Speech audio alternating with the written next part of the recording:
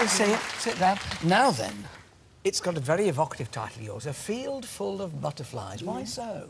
Well, my cousin and my cousin Violet, we used to run wild over the fields. And one day, we stopped by this field and leaned over the gate, and we thought the field was full of blue flowers. And as we looked, just a cloud of butterflies just rose in the air. It was fantastic. Because it was no ordinary childhood, this, was it? No. Very extraordinary. You were brought up a Romany. That's right. And lived in a caravan. That's right. So, I mean, I love the bit in the book where you're talking about you never got colds because you were out all the time. That's right. You didn't escape measles and mumps. No, we got that. What makes it so special as a childhood? Well, I don't know. I think it was a massive amount of freedom we had. But even although we were free, we still had to pull our weight. We used to go pea picking and bean picking. Any money we earned, immediately we gave to our parents because that paid for our school clothes.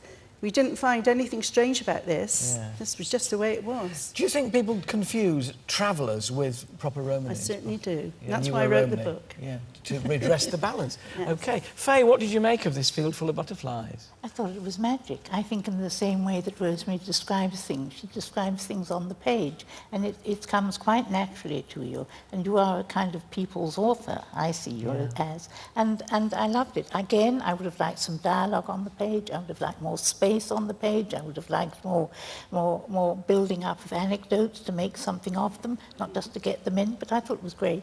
Amanda, you know, we're assuming here there's an instant skill and the book will be printed as written, but there's lots of editorial help available, and you must look presumably for a germ that you know you can make something of. Absolutely. I think Rosemary's a natural storyteller, but it's the relationship that you have with your editor. It's about trust, us leading you to write more here, expand here, perhaps taking a little less about certain areas.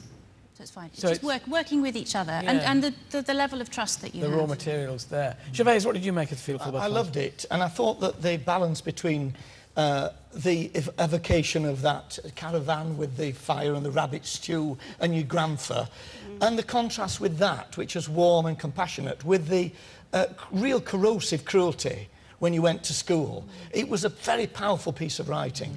Like Faye, I would have liked to have seen a little bit more dialogue in there, your characters revealing themselves through the way they spoke. Ladies and gentlemen, Rosemary Penfold. Thank you very much. Our final aspiring author. But before the break, we put our 4 budding writers through their paces in our quest to find the people's author. Our judges have deliberated. Head judge Amanda, can I have the result, please?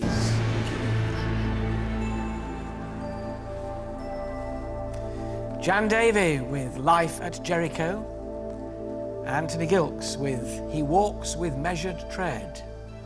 Rosemary Penfold with A Field Full of Butterflies. And Jerry Lambert with The Donut Girls. Only one of you can go through to the final of The People's Author.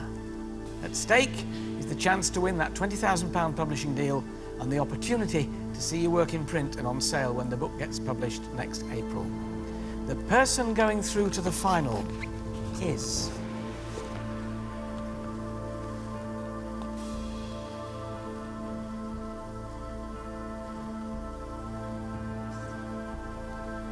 Rosemary Penfold.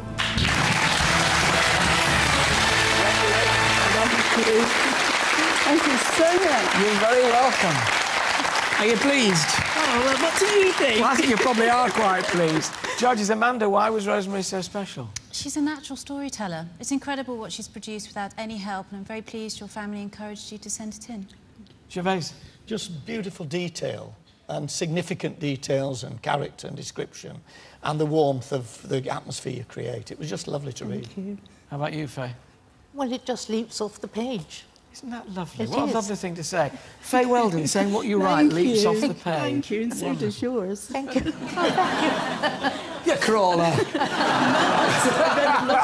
My thanks to all of our budding authors and, of course, the judges, Amanda, Gervais and Faye Weldon. Let you go and sit down. Well done, ladies. The next heat of The People's Author will be in 2 weeks. But if you want to read what our 4 submitted,